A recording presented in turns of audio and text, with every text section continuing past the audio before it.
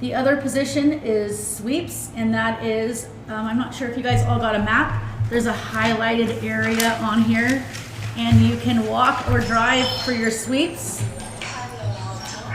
You will be issued a really fabulous yellow reflective vest. Ooh! It's awesome. A walkie-talkie. You'll have a walkie-talkie, and then whoever, the staff member at the front desk will have a walkie-talkie. You can either use a flashlight or a headlamp or both. And then you'll have your badge, which all volunteers will get a badge when they sign in at the front desk. Your badge will say that you're a volunteer, and it will have this alarm. So this alarm is if you feel like you're in a situation that you need a staff member for, if you feel like you're in danger, you just pull this. Are you ready? Yeah. There you go. That's what it sounds like. We've had people accidentally pull them. If you pull it, a staff member will run over and see what's going on.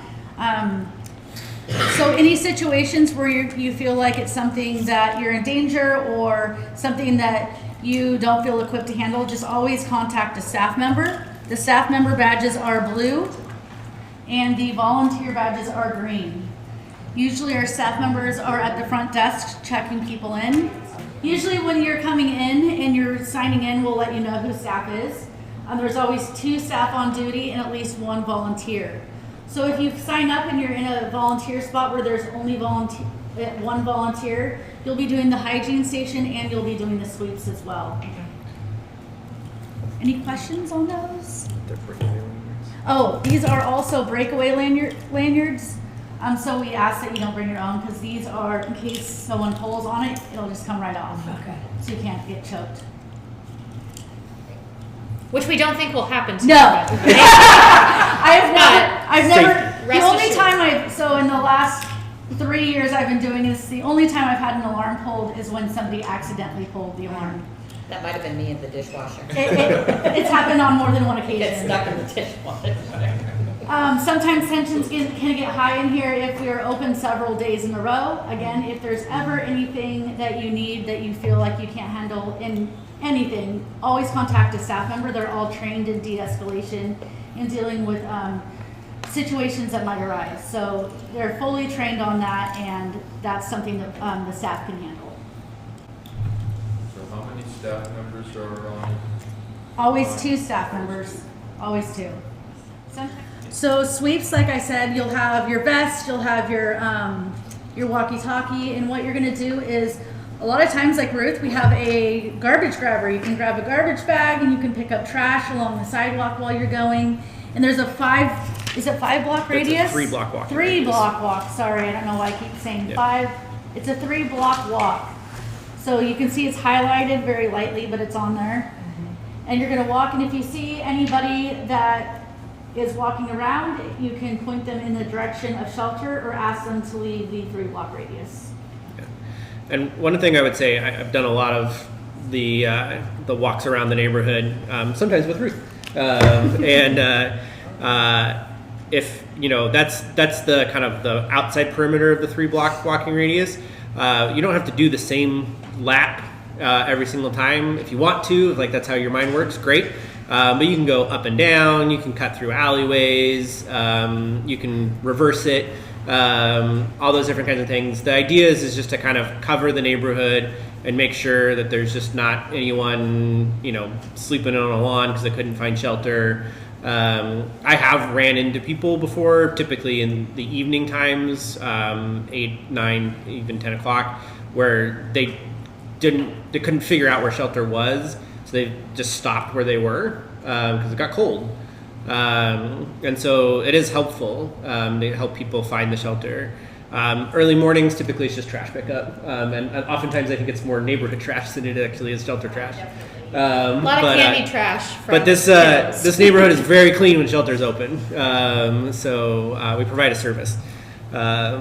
We do sweeps once every half hour.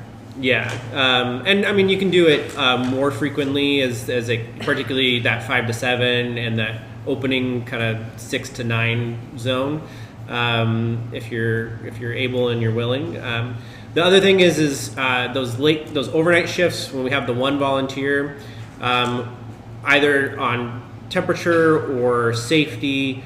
If you would prefer to do the shift in your car, that is okay, but you do need to just kind of slowly go through the neighborhood with your vehicle, return, and check back in. Don't just stay in your car the whole 2 hours and then not tell anyone that you did it. We want you to do a sweep through and then come back and check back in, and still, wear the vest and the lanyard and all those fun things. So if you're walking, how frequently should you check back? At least every half an hour. Yeah. Every time you do a lap. We like to have you check in to see if there was anything in the neighborhood that we should be aware of, or just to make sure that you're still walking around and we didn't lose you somewhere. Right. And one of the things too is when you're doing those walking shifts, you can come back, check in, you can do some engagement with folks. I like to talk with folks who are out in the courtyard, particularly in the morning. People are starting to get moving, and it's helpful to be here to kind of help motivate people to wake up, and let them know that the doors do close. So, yeah. I had a friend ask yesterday if he could use his bike to do the sweeps. I don't see why Yeah, not. I mean, as long as he feels safe doing that, and we don't want people taking unnecessary risk, particularly if there's like snow and ice on the ground. But Well, right. But he rides his bike everywhere. And but he's, for yeah, if that's what he wants to do, sure. Absolutely. Yeah, and that's I think that's a great point. And for those who are doing that morning shift of sweeps, one of our good neighbor agreements is that our guests are leaving the neighborhood and out of the neighborhood shortly after shelter closes. And guests are aware of that. They know that that's part of the agreement of being able to stay here. That's part of their commitment to being able to stay here, is that they honor that. And it is helpful as you see people start to leave to make sure that, okay, most people kind of head down Kessler that direction, or that direction. Or head down 20th. But people typically are leaving the neighborhood because there's not a lot in the neighborhood to do. So they are typically leaving. Every once in a while we'll run into people who are not quite so motivated, and if you ever have a problem with someone, that's why you have a radio, and you can contact a staff member and staff can intervene, or if it's a pastor security presence, they can help with that as well.